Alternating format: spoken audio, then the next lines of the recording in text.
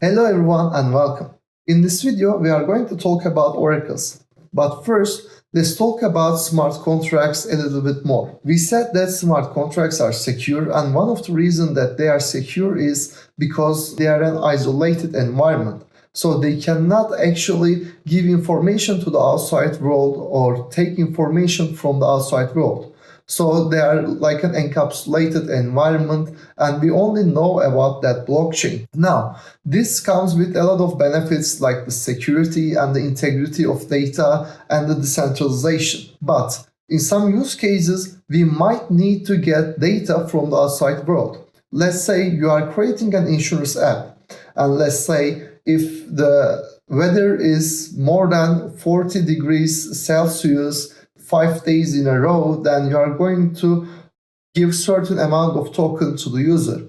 To know this, you need to get data from the outside world, or you are creating a DeFi, decentralized finance application, and this application you need to check the price of the token very often. So for that reason, you will also need oracles. And you can imagine we have much more use cases where you might need to use an oracle. For that reason, we have this concept oracle. As the name suggests, it gives us information from the outside world. Let's look at the different types of oracles that we can have. First of all, we have software oracles, and this is like an API that's giving us the data.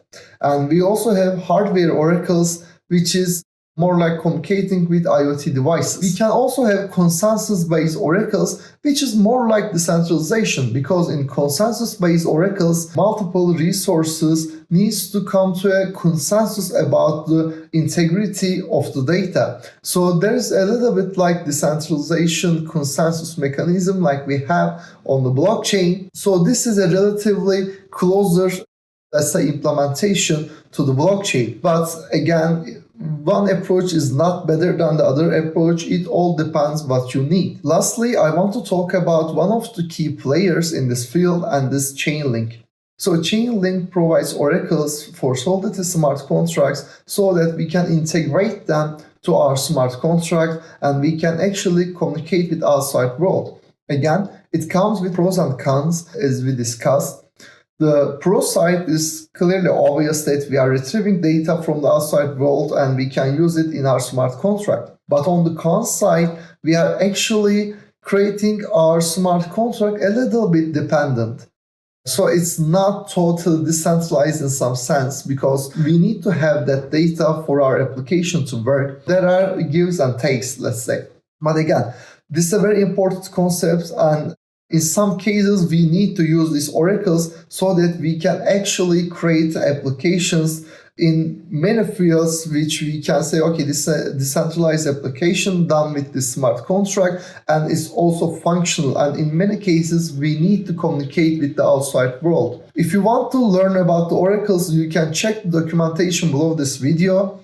But also, my suggestion is that if you are new to Solidity, first you get comfortable with Solidity, and after that you add the oracles. But if you have some experience, or if you feel a little bit confident with writing smart contracts, then you can go ahead and start.